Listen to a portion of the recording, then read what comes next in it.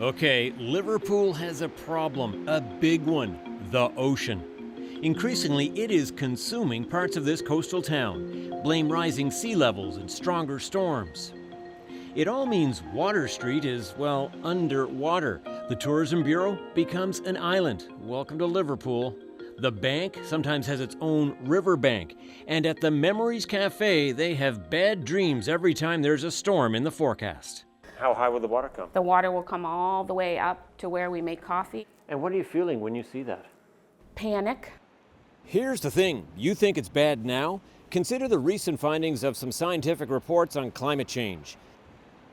They say sea levels could rise by 2 meters by the end of the year 2100 and by 6 meters before things begin to stabilize. At the very least, it gets you thinking, doesn't it? And that's what Liverpool is doing a lot of these days.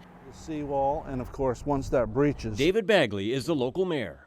You've got a real problem on your hands, don't you?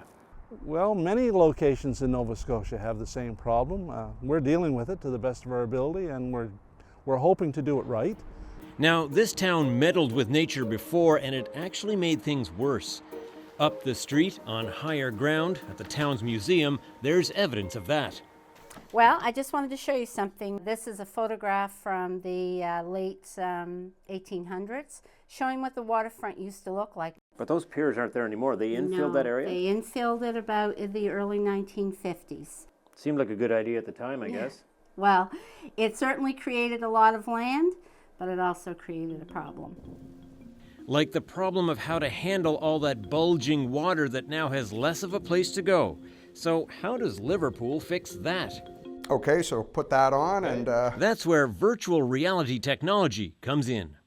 The water levels are increasing, and there's the bank, there's the cafe underwater. If nothing else, it's scaring people into action.